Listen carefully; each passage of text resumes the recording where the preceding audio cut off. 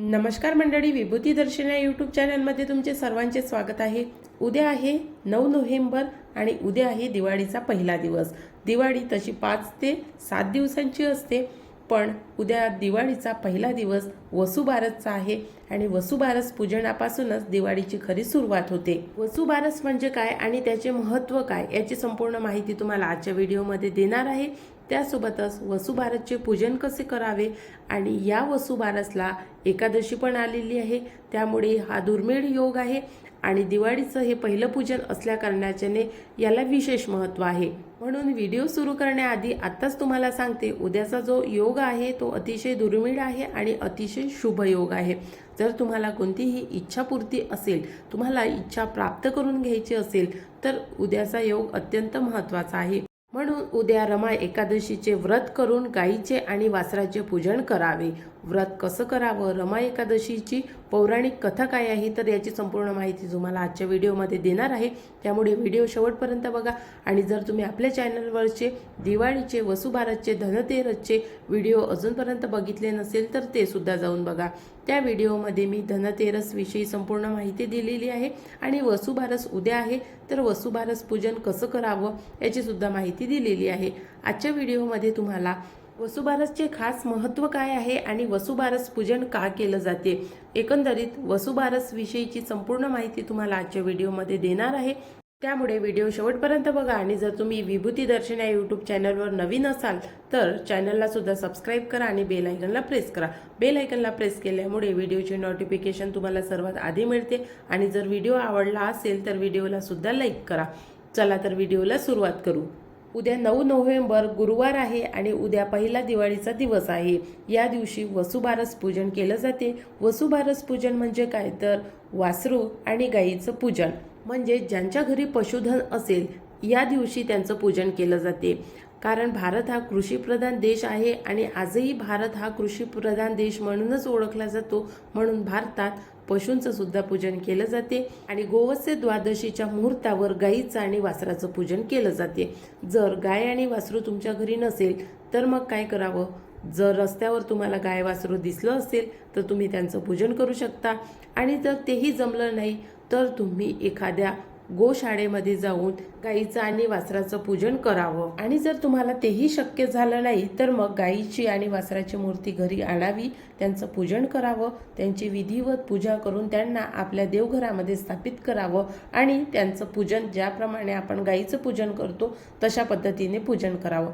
पूजन कसं करावं, तर सर्वात आधी गाईचे पाय धुतले जाते, त्यानंतर गाईला हळद कुंकू आणि अक्षदा वाहून ओवाळणी घातली जाते आणि त्यानंतर गाईला नैवेद्य चारला जातो। अशा पद्धतीने गाय आणि वासराच्या मूर्तीचं पूजन करून घ्यावं आणि जो नैवेद्य गाय खाऊ शकत नाही, म्हणजे मूर्तीही खाऊ शकत नाही, तर तो नैवेद्य मग बाहेर तुम्ही कुत्र्याला किंवा कावड्या मांजराला टाकू शकता। मूक जनावराने कोणत्याही तुमचा नैवेद्य खाल्ला तरी चालेल। आणि जर तुम्ही कोणती इच्छा मनात धरली असेल आणि तुम्हाला ती पूर्ण करायची असेल तर मग तुम्हाला गाईचं आणि वासराचंच पूजन करावं लागेल। आणि गाईला आणि वासराला, वासरू जरी नैवेद्य खात नसलं तरी, खात असलं तरी ठीक आणि नसलं तर मग तो नैवेद्य गाईला चारावा आणि त्यासोबत एक वस्तूसुद्धा गाईला चारायची आहे। वस्तू कोणती चारायची आहे, तर गाय ही शाकाहारी प्राणी आहे आणि गाईला सर्वात प्रिय काय आहे तर चारा, त्यामुळे हिरवा चारा गाईला अवश्य चारावा, जेणेकरून आपली इच्छा पूर्ण होईल। वर्षभरामध्ये आपल्या भारतामध्ये हिंदू पंचांगानुसार अनेक उत्सव येतात आणि अनेक शुभ मुहूर्त येतात। प्रत्येक शुभ मुहूर्ताचं एक वेगळं महत्त्व आहे, जसं वसुबारसचं। वसुबारसच्या मुहूर्तावर जर तुम्ही गाईचे आणि वासराचं पूजन केलं तर तुमच्या सर्व इच्छा पूर्ण होतात आणि जर तुमची संतान प्राप्तीची जर इच्छा असेल तर ते सुद्धा पूर्ण होते। ज्या स्त्रियांचं लग्न होऊन बरेच वर्ष झालेले आहे, ज्यांना संतान प्राप्ती नाही होत आहे, अशा स्त्रियांनी गाईची आणि वासराची मूर्ती आपल्या घरी या मुहूर्तावर अवश्य आणावी आणि त्यांचं पूजन करावं। तसेच खऱ्या आयुष्यामध्ये सुद्धा गाईचं पूजन करावं। जर गाय तुमच्या घरी येत असेल, तुमच्या आजूबाजूला कुठे असेल तर तिथे जाऊन तुम्ही पूजन करा आणि जर तुमच्या घरीच पशुधन असेल तर त्यांचं पूजन करणं हे तर अतिशय शुभ आहेच, पण जर नसेल तर तुम्ही बाहेर कुठे पण जाऊन त्यांचं पूजन अवश्य करा। गाईचं आणि वासराचं वसुबारस पूजन कसं करायचं आहे आणि कोणी करायचं आहे याचा संपूर्ण व्हिडिओ मी आपल्या चॅनलवरती टाकलेला आहे। जर तो तुम्ही अजूनपर्यंत बघितला नसेल तर नक्की जाऊन बघा। त्या व्हिडिओमध्ये तुम्हाला वसुबारस पूजनाविषयीची संपूर्ण माहिती दिलेली आहे। वसुबारसचं खास महत्त्व म्हणजे भरपूर कृषी उत्पन्न व्हावं, आपल्या मुलंबाळांना चांगलं आरोग्य आणि सुख मिळावं यासाठी या दिवशी गायीची आणि वासराची पूजा केली जाते। तसेच गाय ही 33 कोटींची देवता आहे। आपल्या घरामध्ये या देवतांचा वास व्हावा, खास करून लक्ष्मीचे आगमन आपल्या घरामध्ये व्हावे या उद्देशाने सुद्धा गायीचे आणि वासराचे पूजन केले जाते। आणि तसेही धार्मिक दृष्ट्या तसेच भारतीय संस्कृतीनुसार गायीला खूप जास्त महत्त्व आहे, म्हणून गाय ही माता म्हणून ओळखली जाते आणि ती सात्विक असल्यामुळे तिच्या सात्विक गुणांचा स्वीकार करून तिचे पूजन केले जाते। आणि सद्गुणी म्हणजेच आपल्या सहवासाने दुसऱ्याला पावन करणारी गाय, आपल्या दुधाने समाजाला बलिष्ठवान करणारी, तसेच आपल्या मुलंबाळांना आरोग्य संपत्ती प्राप्त करून देणारी ही गाय शेणाद्वारे खत देऊन पौष्टिकत्व आणणाऱ्या शेतीला सुद्धा बलवान करते आणि त्यामुळे मनुष्य जीवन हे समृद्ध होते।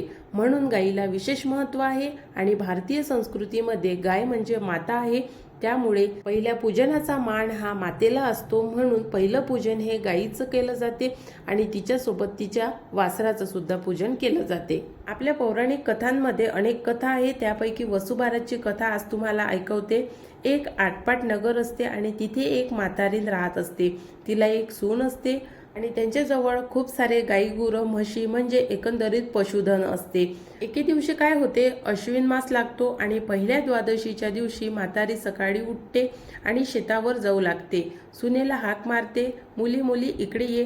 सून आली आली म्हणून पटकन येते आणि तशी म्हातारी म्हणते, मी शेतावर जाते, दुपारी येईल। आणि सुनेला एक काम सांगते, तू माडीवर जा, गव्हाचे मुंगाचे दाणे काढ, गव्हाळे मुंगाळे शिजवून ठेव। आणि असं सांगून ती शेतावर निघून जाते। सून माडीवर जाते, गहू मूग काढून ठेवते आणि खाली आली, गोठ्यात गेली, गव्हाडी मुंगाडी वासरं उड्या मारी।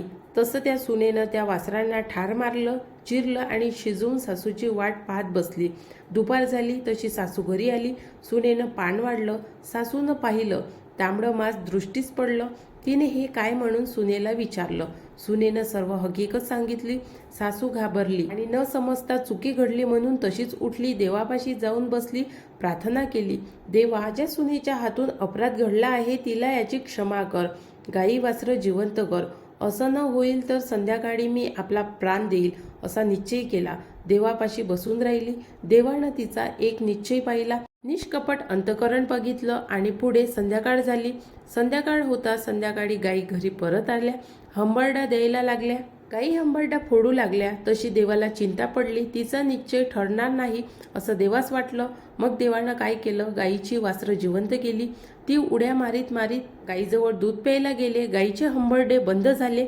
म्हातारीला आनंद झाला, सुनेला आश्चर्य वाटलं आणि सर्वांना आनंद झाला। तसं म्हातारीनं देवापुढचं ताट घेतलं, गाई गुरांना ओवाळलं आणि गाई गुरांची पूजा करून स्वयंपाक करून त्यांना नैवेद्य दाखवला आणि देवाचे आभार मानले। नंतर आपण जेवली, आनंदी झाली आणि परत आपल्या संसारामध्ये गुंतून गेली।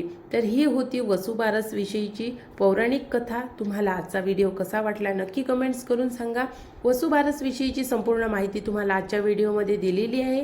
गोवत्स द्वादशीचा अर्थ म्हणजे गो म्हणजे गाय आणि वत्स म्हणजे वासरू आणि द्वादशी म्हणजे दुसरा दिवस, म्हणून या दिवशी गोवत्स द्वादशी किंवा वसुबारस हा दिवस गाय आणि वासराच्या पूजनाचा असतो, म्हणून याला वसुबारस किंवा गोवत्स द्वादशी म्हणतात। आणि तुम्ही जर आजचा व्हिडिओ पूर्ण बघितला असेल आणि अजूनपर्यंत व्हिडिओला लाईक आणि चॅनलला सबस्क्राईब केलं नसेल तर व्हिडिओला लाईक करा आणि आपल्या चॅनलला सबस्क्राईब करून व्हिडिओ इतर लोकांपर्यंत जास्तीत जास्त शेअर करा।